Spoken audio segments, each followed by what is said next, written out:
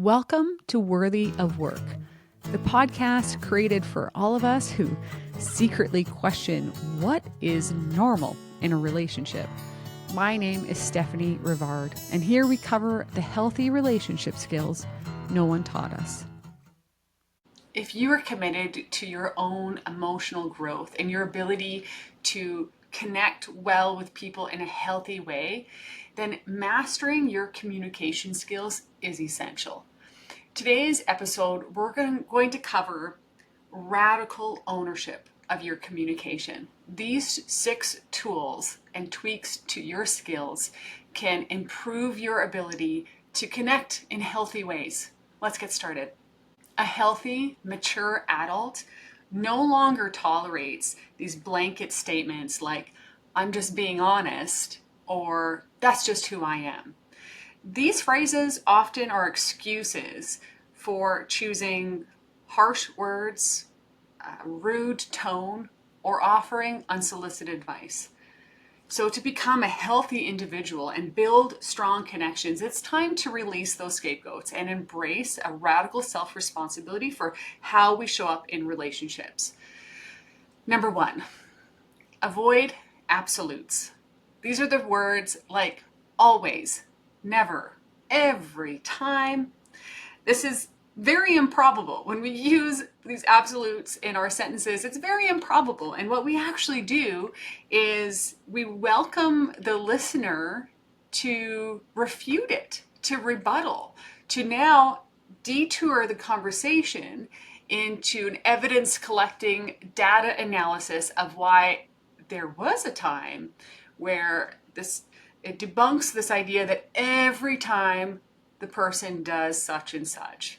So absolutes are destructive, they're improbable, they're ineffective, and if you want to communicate well, you will avoid using them. Number 2, don't joke if it's not funny. This means don't joke about something that's actually rude. A joke should make the other person laugh. So we can't pretend something is a joke when we're actually being sarcastic or rude or offensive and then just label it as a joke. That is not what healthy people do. But this also means we don't phrase legitimate requests or statements like it's a joke.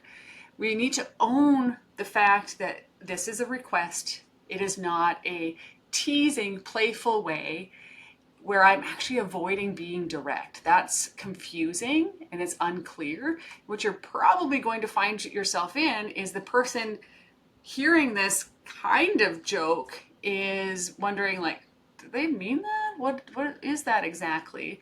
And you'll probably wind up in the situation again thinking, I've addressed this, but you didn't really, because you said it like a joke instead of owning it as a request or a statement. So be clear. Number 3, learn how to separate emotions from thoughts. I have a podcast, number 14, that teaches this with a lot more clarity. But humans, we have this propensity to camouflage our emotions as thoughts. And you'll know this. This is the litmus test. You'll know it if you say a phrase like this. I feel, the next sentence, the next word is either like, that, or as though. So that's your cue, that's your red flag. If you say, I feel like that or as though, what you are saying is not an emotion. It's a thought disguised. So learning to accurately express an emotion, I feel emotion, enter an emotion in as a third word there. And this is the opportunity here is not only self-awareness, so we understand what's our thoughts and what's our emotions, but it's to be authentic and accurate with our communication. I'm not going to pretend my thoughts are my feelings and understand the differences and communicate them with concision. Healthy people can separate their emotions and their thoughts, and you can learn this too as you watch for that third word, like, that, or as though, and correct it, catch it. Number 4, watch out for the blanket phrase you, we, and us in sentences that would more accurately be described as I sentences, or they should be about myself. This is a very common, pretty socially common behavior where we say phrases like, hey husband, we should clean the garage this weekend. Well, wait a second. Is that accurate? Or are you actually asking him to clean the garage? What would be an accurate sentence is, hey honey, can you clean the garage this weekend? And instead of these hiding our motives around words like you, we, and us, pause and figure out, actually, no, I can be more clear here and say an I sentence. 5, stop passing judgment. These are the phrases where we assess a situation and label it with a judgment. It is rarely, if ever, helpful. It is most likely going to provoke some defensiveness and hard feelings and justification. And instead, just relinquish that desire to judge. Phrases like, you're so selfish, or you never try hard in this relationship, or that was inconsiderate. Those are judging the person or the situation and labeling it. If it's not a moral issue where ethically we do have a right and wrong, then drop that judgment part of the conversation and replace it with your emotions and your needs or a request. This would sound like, I feel unimportant to you.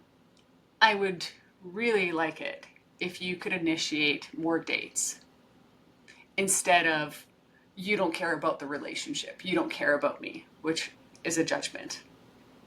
Number 6, own your tone.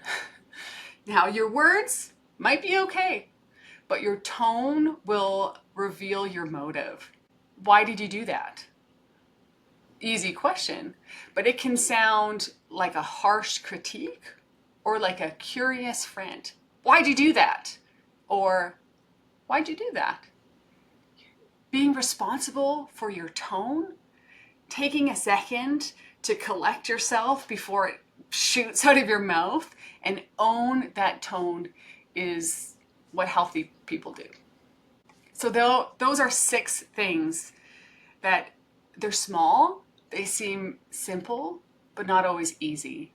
And practicing that pause before we react, where we can choose a response and kind of gather any lost self-possession, kind of maybe from emotions or the circumstance, gather that back in, take responsibility for yourself, own everything, own my words, own my tone, own the things I say, my judgments, my emotions, my thoughts, own them and communicate them accurately.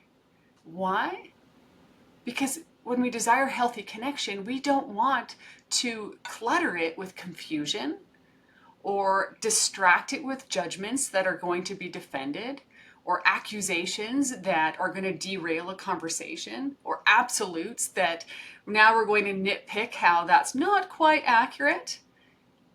Healthy communication is setting the stage. It's an invitation. We're doing only our part of the conversation and improving the chances that the conversation will go well, that will be understood, that will be heard, that the person can understand perhaps where we're coming from, and not accept those excuses that our reactions were justified. He started it, so I yelled back. Well, that excuse didn't work in the childhood sandbox. It certainly doesn't work in the adult life. We can take rigorous, radical ownership of our communication. And when you do that, your relationships will improve, your self-awareness will expand, and you will grow in your capabilities of connecting well with others. That's it for today's episode. If this resonates with you, please subscribe, share, or leave a review. It helps more people find this work. And remember, I'm not a therapist. I'm just someone who once thought dysfunction was pretty normal. I wanted better and learned new tools. and so can you.